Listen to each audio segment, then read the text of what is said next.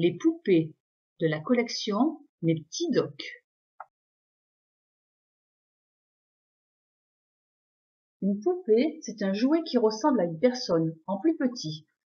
Regarde, dans ce magasin, on en vend de très différentes.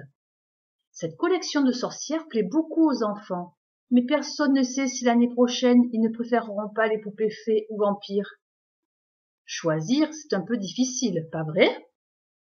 Les tout-petits aiment beaucoup les poupons. Avec eux, ils répètent les gestes que les mamans font en s'occupant de leur bébé. Aujourd'hui, à la crèche, c'est l'heure du bain. Après la toilette, on met une couche propre à son poupon.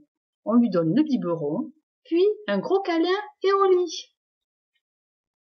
En grandissant, on joue à papa-maman, au docteur ou à la maîtresse. Quel âge a votre fille? 5 ans et la vôtre? Mon petit garçon tousse beaucoup, il a besoin de sirop. Arrête de bavarder avec ta copine. Tout le monde a le droit de participer. Les poupées ne sont pas réservées aux filles, ni les voitures aux garçons. La poupée mannequin, des plus grandes, ressemble à une jeune femme. Elle a même un amoureux. Son emploi du temps est très chargé. Elle galope sur son cheval, reçoit ses amis dans son château, va en avion à l'autre bout du monde et met sa plus belle robe pour aller danser. Mais, au fait, d'où viennent les poupées? C'est le plus vieux jouet du monde. Les enfants de la préhistoire en fabriquaient déjà avec des bouts de bois, des feuilles ou des plumes. Tu peux t'amuser à les imiter. As-tu déjà confectionné une poupée avec un coquelicot? Inventé une poupée de chiffon avec des restes de tissu? Comme autrefois, c'est aussi très rigolo. Toutes les poupées, pourtant, ne sont pas faites pour jouer.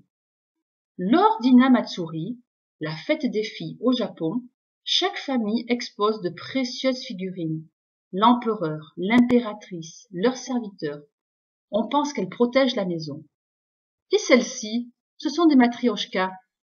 La plus grande figurine en abrite une plus petite, qui elle-même en renferme une plus petite, jusqu'à la plus rikiki. Ces poupées gigognes russes servent juste de décoration. Pas question non plus de toucher à ces belles demoiselles. Il y a 400 ans, ces mannequins appelés Pandores étaient envoyés à travers toute l'Europe. Les Pandores montraient aux dames riches la dernière mode de Paris. La petite Pandore présentait les vêtements de tous les jours, et la grande Pandore, les robes de soirée. Quelle élégance! Boum! Crac! Ces poupées de 1900 appartenaient bien à des enfants. Mais comme le plastique n'existait pas encore, leurs têtes étaient faites de porcelaine, une matière très fragile. Les poupées de papier étaient moins chères. On découpait la figurine et ses tenues, qui tenaient par des languettes. À l'époque, on les aimait aussi beaucoup. Mais que pouvait-on faire pour la pauvre poupée brisée? L'amener à la clinique. Il en existait alors une dans chaque ville. L'artisan recollait ou changeait la tête, remplaçait les mains aux doigts cassés. De nos jours, il reste quelques-unes de ces drôles de boutiques, à qui on confie les poupées anciennes, ou pourquoi pas, son nounours abîmé. Avec le temps, les poupées sont devenues plus solides. Les tiennes sont faites de vinyle, un plastique doux et souple, délicatement parfumé à la vanille. À l'usine, les parties sont moulées, cuites dans un grand four, puis assemblées. On fixe des yeux dormeurs à la poupée. On la maquille pour lui donner bonne mine. Puis une grosse machine coud ses beaux cheveux. La voici finie, mais toute nue. Sa garde-robe est créée dans un atelier. Comme chez les grands couturiers, des stylistes étudient les tendances, dessinent des modèles, choisissent des motifs, des couleurs, des tissus. Ta poupée sera bien habillée, hiver comme été. Et ici, que se passe-t-il?